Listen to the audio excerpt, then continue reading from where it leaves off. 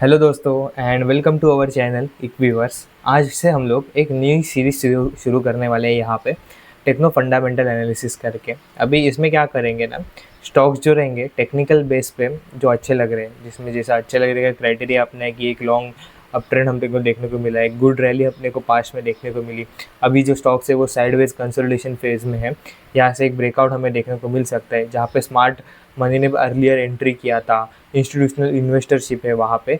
ऐसे स्टॉक जो अपने को टेक्निकली गुड सेटअप में लग रहे उनको हम लोग ट्रैक करेंगे विद द फंडामेंटल एनालिसिस। उसके पीछे जो मतलब फंडामेंटल एनालिसिस में क्या करेंगे ना कि फाइंड आउट करने का ट्राई करेंगे फाइंड आउट करने का कि ये जो रैली हम लोग को देखने को मिली है उसके पीछे क्या एक रीज़न हो सकता है कि या फिर उसके पीछे क्या कैटलिस्ट है जो स्टॉक में अच्छी खासी रैली अभी देखने को मिल रही है।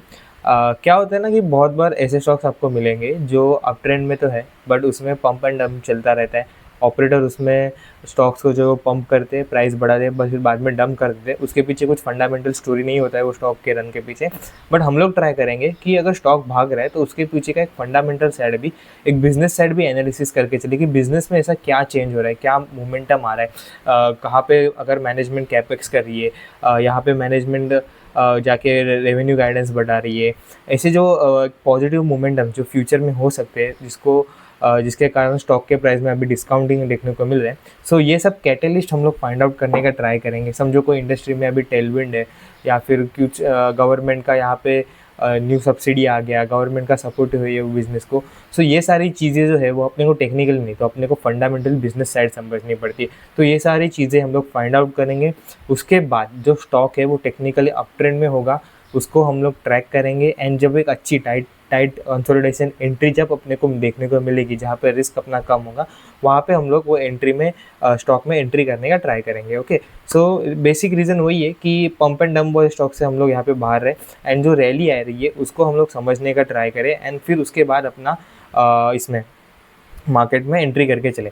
अभी फंडामेंटल एनालिसिस के साइड पे मैं बोलूँगा ना तो बहुत ज़्यादा डीप में एनालिसिस नहीं करेंगे हम लोग, क्योंकि कभी क्या होता है आप फंडामेंटल एनालिसिस करके आते हो बट यहाँ पे आप बायस हो जाते हो वो स्टॉक के पीछे। तो यहाँ पे फंडामेंटल डीप एनालिसिस मतलब मैं बोल रहा हूँ कि वो प्रोडक्ट बाय प्रोडक्ट पूरा एक एनालिसिस नहीं करेंगे या फिर पूरा मतलब कंपनी का कितने प्लांट्स है ये सब बिजनेस मतलब जो पूरा इक्विटी रिसर्च साइज हम लोग नहीं जाएंगे, क्योंकि अपने को जो इंपॉर्टेंट चीज़ है हम लोग उसी को ट्रैक करेंगे। अपने को इंपॉर्टेंट क्या है, स्विंग ट्रेडर एक तो अपने को इम्पोर्टेंट कि स्टॉक मोमेंटम में हो तो अपने को टेक्निकल बेस पे मिल रहा है, फिर अपने को इम्पोर्टेंट है कि स्टॉक क्यों मोमेंटम में है वो फाइंड आउट करना। सो हम लोग को ये 2-3 चीज़ें मिल गई, हम लोग उसी पे फोकस करेंगे एंड उसी पे एंट्री एग्जिट करके टेक्निकली एंट्री एग्जिट करके निकल जाएंगे। हम लोग वो 20-30-40% का एक fast movement, fast gain catch करने के लिए इसमें एंट्री कर रहे हैं। सो fully deep on fundamental side नहीं जाएंगे, क्योंकि वो एक ऐसा चीज़ है कि फिर आपको 2-3 साल के लिए वो स्टॉक में प्ले करना पड़ सकता है। बट हम लोग ट्राई आउट करेंगे, बिग कैटलिस्ट फाइंड आउट करने एंड वो कैटलिस्ट को हम लोग एक स्टॉक के टेक्निकली के थ्रू प्ले आउट करने का ट्राई करेंगे। ओके, सो स्टार्ट करते हैं। अभी सबसे फर्स्ट जो कंपनी है वो अपनी एरोफ्लेक्स इंडस्ट्रीज, क्राइटेरिया से अप ट्रेंड में थी एंड अभी साइडवेज कंसोलिडेशन में देखने को मिल रही है, इसीलिए ये मेरे टेक्निकल स्कैनर में आई है। अभी इसका हम लोग एक टेक्निकल चार्ट पैटर्न समझते हैं एंड उसके बाद एक फंडामेंटल कैटलिस्ट भी समझेंगे ये कंपनी का क्या एक्चुअली में बिजनेस साइड में चल रहा है। ओके, जस्ट अ मिनट में शेयर कर रहा हूँ चार्ट। सो ये एरोफ्लेक्स का चार्ट रहा।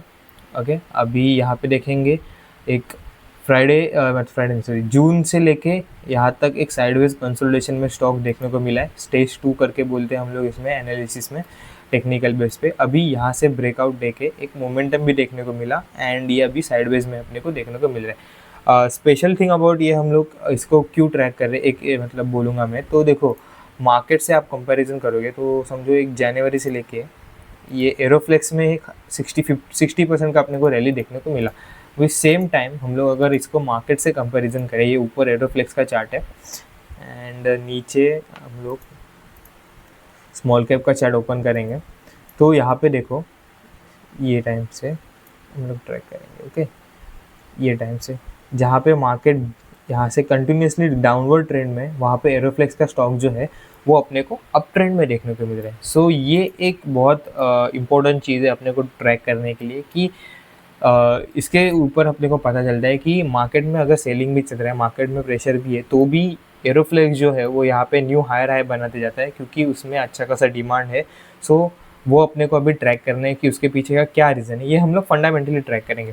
अभी देखो टेक्निकली हम लोग इसको और थोड़ा देखेंगे तो यहाँ पे 2 बार प्राइस ने रिजेक्शन किया है 256 के अराउंड के लेवल पे, क्लोजिंग नहीं आया है, बट अभी यहाँ पे एक टाइटनेस देखने को मिल रहा है। देखते हैं यहाँ से अगर ब्रेकआउट देखने को, एंड 10 EMA का भी 20 EMA का नीचे से एक प्राइस को अच्छा खासा सपोर्ट रहा है, मतलब कंटिन्यूसली यहाँ पे बाइंग भी हम लोग को बायर्स का डिमांड देखने को मिल रहा है ये स्टॉक्स में। ओके, अभी इसका हम लोग क्या करते हैं, फंडामेंटल समझने का ट्राई करते हैं। अभी अगर हम लोग एक फंडामेंटल साइड या फिर बिजनेस साइड हमें लोग को एरोफ्लेक्स का बिजनेस समझना है तो ईजिएस्ट टर्म में समझेंगे अपन। सबसे पहले देखो market cap, small cap company 3300 crore का मार्केट कैप है इसका, 68 का करंट पी चल रहा है। बिजनेस साइड देखेंगे तो company is one of the leading Indian manufacturers of metallic flexible flow solutions made with stainless steel use for control flow. मतलब बेसिकली ये लोग क्या करते हैं ना, स्टेनलेस स्टील के पाइप्स को मैन्युफैक्चर करते हैं। ये नॉर्मल स्टेनलेस स्टील पाइप्स नहीं है आपके, ये फ्लेक्सिबल स्टेनलेस स्टील पाइप्स होते हैं जिसका यूज़ यहाँ पे हेवी इंडस्ट्रीज़ में होता है गैस, लिक्विड या फिर सॉलिड को फ्लो करने के लिए। ये जो पूरा सिस्टम रहता है, वो जो सिस्टम लगता है उसको मैन्युफैक्चर करने का काम यहाँ पे एरोफ्लेक्स करती है। वहाँ पे स्टेनलेस स्टील्स हो गए, फिर डिफरेंट टाइप्स के प्रोडक्ट जो रहते हैं वो यहाँ पे कंपनी प्रोवाइड करके चलती है। अभी इसका एंड यूजर जो है वो ऑयल एंड गैस इंडस्ट्री में हो गया, स्टील प्लांट्स में हो गया, देन आपका केमिकल प्लांट्स में हो गए, पावर प्लांट्स में हो गया, एरोस्पेस में हो गया, देन डेटा सेंटर्स में भी इसका यूज होता है। हमारा जो फोकस रहेगा वो डेटा सेंटर पे रहेगा। बाकी प्रोडक्ट के लिए अगर हम लोग एक नॉर्मली समझे तो कंपनी ये एक फ्लोइंग सिस्टम, मतलब लिक्विड फ्लोइंग सिस्टम्स हो गए, गैस को अगर आपको यहाँ से वहाँ से ट्रांसफ़र करना है, फ्लो करना है तो उसमें जो पाइप का जो पूरा सिस्टम लगेगा उसको ये कंपनी प्रोवाइड करती है, जो पाइप्स वगैरह लगते हैं। यहाँ पे कंपनी अब के 3000 of different type of SKUs हैं, मतलब डिफरेंट टाइप्स ऑफ यहाँ पे flexible pipes and flexible products है कंपनी के। ओके, मेजर देखो अभी ईच प्रोडक्ट पे हम लोग नहीं जाएंगे क्योंकि उस पर अपने को इतना ज़्यादा फोकस नहीं करना है। हम लोग को क्या आपको एक फंडामेंटल रिसर्च करके 3-4 साल के लिए होल्ड नहीं करना है स्टॉक को। अभी जो की मूवमेंट चल रहा है हम लोग उस पर फोकस करते हैं, क्यों टेक्निकल रैली हम लोग को देखने को मिल रही है एंड यहाँ से क्या वो कैटलिस्ट हो सकता है हमारे लिए। तो वो है expansion into data centres and AI infrastructure. Okay, अभी देखो एरोफ्लेक्स जो है वो data centres and AI infrastructure के सेगमेंट में यहाँ पे खुद को एक्सपांड कर रही है। एंड हम सभी को पता है कि डेटा सेंटर में कितना बड़ा यहाँ पे एक टेलविंड ऑलरेडी क्रिएटेड है ड्यू टू इंक्रीजिंग डिमांड। वो AI का इंक्रीजिंग डिमांड हो गया, क्लाउड का इंक्रीजिंग डिमांड हो गया। ड्यू टू ऑल दैट यहाँ पे अच्छा खासा डेटा सेंटर का डिमांड है। बहुत सारा फंड्स इन्वेस्टमेंट डेटा सेंटर्स के सेक्टर्स में अभी चल रहे हैं एंड इंडस्ट्री में एक अच्छा टेलविंड क्रिएटेड है। ओके, अभी यहाँ पे डेटा सेंटर के इंडस्ट्री में एक इंडस्ट्री शिफ्ट चल रहा है जो कि है क्या रहता है कि ये डेटा सेंटर जो रहते हैं ना उसको रन करने के लिए बहुत ज़्यादा एनर्जी एंड हीट फ्लो, ये पावर लगता है, और पावर कंजम्पशन बहुत रहता है डेटा सेंटर्स का। सो ड्यू टू डैट बहुत ज़्यादा हीट भी जनरेट होती है, सर्वर्स जो रहते हैं वो हीट हो जाते हैं। एंड पहले क्या होता था, ये सर्वर्स को कूलिंग करने के लिए ट्रेडिशनल एयर कूलिंग सिस्टम का यूज़ किया जाता था। बट अभी क्या हो रहा है, ड्यू टू इंक्रीज डिमांड, ये AI का जो अभी न्यू चल रहा है, AI का डिमांड चल रहा है, क्लाउड का डिमांड चल रहा है, तो डेटा सेंटर पे इतना ज़्यादा वो हार्ड प्रेशर मतलब वर्कलोड आ रहा है, उसके कारण सर्वर वगैरह जो है वो बहुत ज़्यादा हीट होने लगे। एंड अभी वो ट्रेडिशनल एयर कूलिंग सिस्टम जो थे वो इनएफिशिएंट हो गए एंड उसी के रीज़न से कारण अभी शिफ्ट चल रहा है टूवर्ड्स लिक्विड कूलिंग सिस्टम। जो लिक्विड कूलिंग सिस्टम है वो यहाँ पे बेटर है एयर कूलिंग सिस्टम से। यहाँ पे वो लिक्विड या कूलेंट रहता है, उसका यूज़ करके डेटा सेंटर या जो सर्वर्स रहते हैं उसको कूल किया जाता है। ओके, ये इंडस्ट्री में शिफ्ट चल रहा है।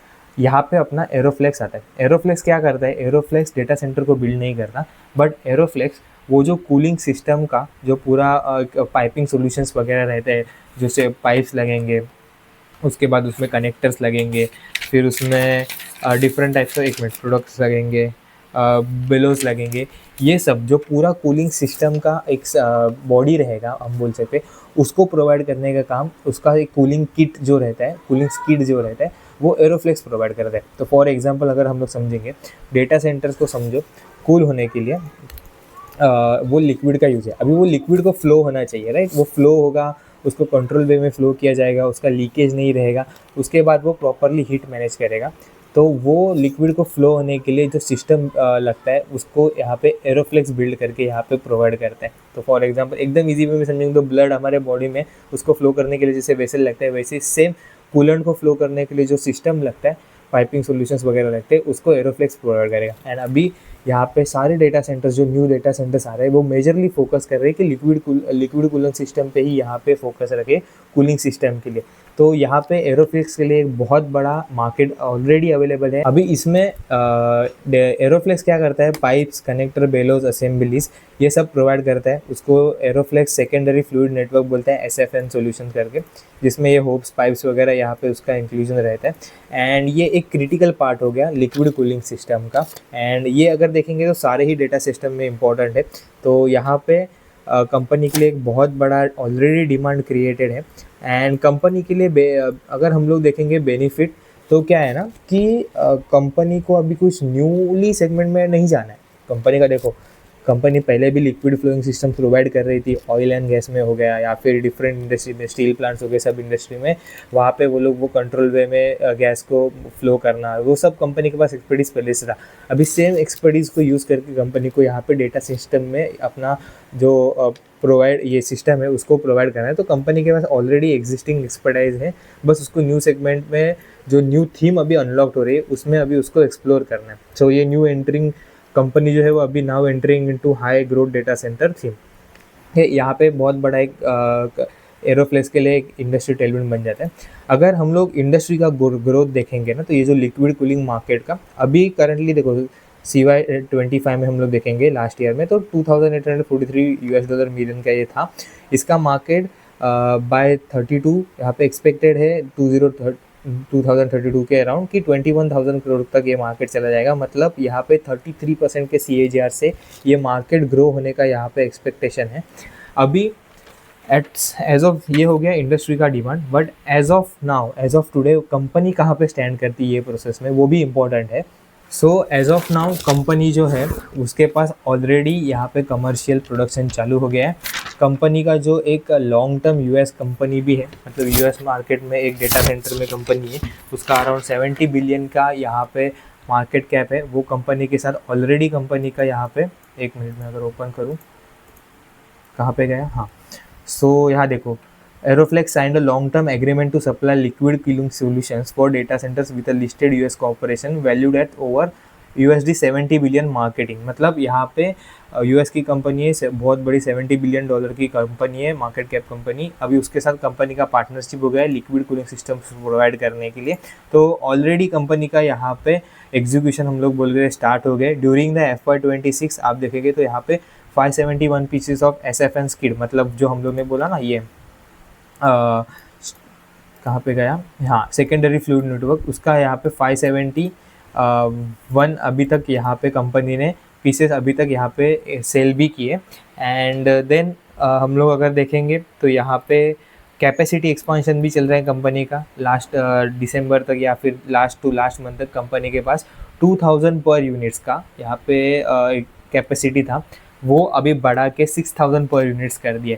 सो ये एक बहुत बड़ा पॉजिटिव नंबर है। एंड उसका कैपेसिटी यहाँ से 15,000 यूनिट्स तक लेके जाने का यहाँ पे एक्सपेक्टेशन है। तो ये इसका एक ही आप अगर पॉइंट देखोगे तो बन रहा है कि देखो इंडस्ट्री में ऑलरेडी डिमांड है, इसीलिए मैनेजमेंट यहाँ पे अपना कैपेसिटी भी एक्सपांड कर रहा है। 2000 से 6000 डायरेक्टली ट्रिपल कर दिया। And by the end of June यहाँ पे डायरेक्टली 15,000 की बात करें तो ऑलमोस्ट यहाँ पे हम लोग को 7 टाइम्स का यहाँ पे ये जो डेटा सेंटर वाला जो सेगमेंट है उसमें कंपनी कैपेसिटी को एक्सपांड कर रही है। तो दिस इंडिकेट्स डिमांड ऑलरेडी है, डिमांड कंपनी को पता है कि यहाँ पे ऑलरेडी डिमांड क्रिएट है। एंड कंपनी यहाँ पे बेनिफिट ले सकती है, यहाँ पे प्रिपेयरिंग फॉर फ्यूचर ग्रोथ के लिए कंपनी एक्सपांड कर रही है। देन एक इंडियन पॉइंट ऑफ व्यू से देखेंगे तो इंडिया में भी बहुत ज़्यादा डेटा सेंटर पे फोकस है। इंडिया का डेटा सेंटर कंजम्पशन बहुत ज़्यादा है, only 2-3% of the global data centre capacity India के पास है। सो ये एक बहुत बड़ा गैप अभी भी यहाँ पे बताता है कि इंडिया का डेटा सेंटर, इंडिया में डेटा सेंटर में अभी भी आगे जाके एक बहुत बड़ा हम लोग को ग्रोथ देखने को मिलने वाला है। एट द सेम साइड यहाँ पे गवर्नमेंट भी सपोर्ट कर रहा है। यूनियन बजट 26 में हम लोग देखेंगे तो गवर्नमेंट ने फॉरेन MNCs के लिए जो भी कंपनीज़ अगर वो इंडिया में डेटा सेंटर यहाँ पे बिल्ड करती है एंड फिर फॉरेन में उसको सेल करती है वो कैपेसिटीज़ को, तो उसके लिए टैक्स बेनिफिट्स भी दिए गए हैं। तो यहाँ पे इंडिया में आगे जाके और भी डेटा सेंटर्स के रिगार्डिंग यहाँ पे इन्वेस्टमेंट अट्रैक्ट होने वाले। ओके, सो ओवरऑल देखेंगे तो यहाँ पे अभी हम लोग को समझ आया कि कंपनी का इतना जो प्राइस का अप ट्रेंड है वो क्यों देखने को मिल रहा है। एक तो यहाँ पे कंपनी डेटा सेंटर वाले सेगमेंट में एंट्री कर रही है, एंड कंपनी का अभी मूव देखने को मिल रहा है वो है कि अभी उसका जो कैपेसिटी है 2000 का कैपेसिटी था पहले डेटा सेंटर वाले सेगमेंट में कूलिंग किट्स का, अभी वो बढ़ के 6000 हो गया। लास्ट 2 दिन पहले ये कंपनी ने अपने पोर्टल पे अपडेट किया था, तो यहाँ पे हेवी कैपेसिटी एक्सपांशन हो गया है। एंड बाकी अगर हम लोग देखेंगे कंपनी का, तो एक मिनट, यहाँ पे देखो कंपनी ने रिसेंटली 550 करोड़ के अराउंड कुछ प्रेफरेंशियल इशू किए थे शेयर्स, एंड उसमें इन्वेस्टर्स ने फंड्स यहाँ पे इन्वेस्ट किए थे, जिसमें से एक इम्पोर्टेंट हम लोग देख सकते हैं नेम आशीष कौशल्या। अभी इनके बेस के ऊपर पे मैं आपको सजेस्ट नहीं करूँगा कि इन्होंने यहाँ पे इन्वेस्ट किया। आप देखो उनका अगर पब्लिक शेयर होल्डिंग देखोगे तो आप यहाँ पे कंटिन्यूसली आपको इम्प्रूव देखने को मिलेगा, तो इनके बेस पे मैं आपको नहीं बोलूँगा अपने को जाना है। बट ओवरऑल अगर हम लोग देखेंगे एरोफ्लेक्स को, तो मेरा क्या व्यू बनता है अगर हम लोग को टेक्निकली इसको ट्रेड करना है तो। सो यहाँ पे देखो एक रैली एंड अभी साइडवेज कंसोलिडेशन बना हुआ है। मार्केट जो है वो गिर रहा है, बट स्टॉक जो है वो अभी भी यहाँ पे अपहोल्ड करके चल रहा है, अपना प्राइस को कंसोलिडेट करके चल रहा है। एंड एक पूरा नया यहाँ पे ग्रोथ अनलॉक हो रहा है एरोफ्लेक्स के लिए डेटा सेंटर के थ्रू, स्कीम के थ्रू। पहले जो था वो उनका एग्जीक्यूशन कैपेस बिल्डिंग फेज था, अभी वो 2000 यूनिट्स का 6000 यूनिट्स हो गया है, मतलब मैनेजमेंट भी यहाँ पे पॉजिटिव है। अभी ये स्टॉक में देखो मैं बाकी फंडामेंटल ये नहीं करूँगा, क्योंकि अपने लिए अपने को एक मूवमेंट कैच करने के लिए इतना बहुत है। इससे ज़्यादा हम लोग अगर जाएंगे तो एक बायसनेस भी आ सकता है हम लोग को। सो ये एक चीज़ है कि कंपनी में जो डिमांड दिख रहा है, स्टॉक प्राइस में जो डिमांड दिख रहा है, वो एक्चुअली यहाँ पे फंडामेंटल साइड से यहाँ पे अप्रूव्ड है, मतलब फंडामेंटली भी कुछ ना कुछ कंपनी में हो रहा है, इसीलिए यहाँ पे टेक्निकल प्राइस में हमें मोमेंटम देखने को मिल रहा है। अभी इसमें अगर आप एंट्री करोगे ना, तो मैं आपको सजेस्ट करूँगा कि बायस्ड होके एंट्री मत करना।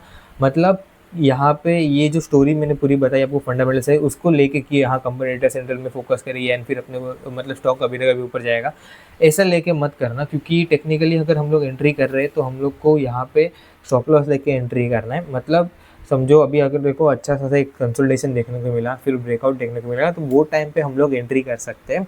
एंड वो टाइम पे फिर एक मोमेंटम अपने को कैच करना है 20-30% का, तो अपना मूवमेंट ये जो फेज भी है जो अपने को यहाँ पे होल्ड भी करना है, वो 1 हफ्ते 2 हफ्ते 1 मंथ से ज़्यादा अपने को नहीं करके चलना है। जैसे मतलब समझो रैली अगर देखता है 3-4 महीने का, तो रैली हम लोग होल्ड भी करके चलेंगे, बट अगर रैली नहीं रहता है तो अपने को स्टॉप लॉस लेके भी निकलना है। सो ओवरऑल अपने को अगर इसमें एंट्री करना है टेक्नो फंडा एनालिसिस के हिसाब से मुझे अच्छा लग रहा है ये स्टॉक। अभी ये आपके लिए बाय एंड सेल रिकमेंडेशन नहीं है, मैं खुद भी इसमें अभी एंट्री नहीं किया हूँ, एंड करूँगा कि नहीं करूँगा वो आपके साथ शेयर नहीं कर सकता। But this is the way, this is the approach I am sharing with you, कि आप भी ऐसे ही स्टॉक्स मतलब सिलेक्ट कर सकते हो, फिर उसके पीछे का थोड़ा फंडामेंटल रीज़न फाइंड आउट करने का ट्राई करो। सो क्या होगा कि आपको एक जो रहता है ना कि good stocks and bad stocks में से, जो पंपिंग एंड डंपिंग वाले स्टॉक्स में से आप खुद को थोड़ा बचा के चल सकते हो, एंड गुड स्टॉक्स में हमेशा एक आपको एक बेनिफिट रहता है कि ऐसे स्टॉक्स में डिमांड रहता है, ऐसे स्टॉक्स में स्मार्ट मनी देखने को मिल रहा है अपने को। ओके, सो नेक्स्ट टाइम कोई दूसरा स्टॉक्स पे बात करेंगे। अभी के लिए एरोफ्लेक्स इंडस्ट्रीज़ के पे हम लोग यही डिस्कशन रुकाएंगे। कोई बाय सेल रिकमेंडेशन नहीं है, आप खुद का एनालिसिस करके फिर उसमें जो भी आपको इन्वेस्टमेंट वगैरह करना है तो आप खुद के एनालिसिस के बेस पे करना। Okay, as a work as a analysis ये आपके साथ मैं शेयर कर रहा हूँ, nothing behind that. Okay guys, so have a nice day, take care.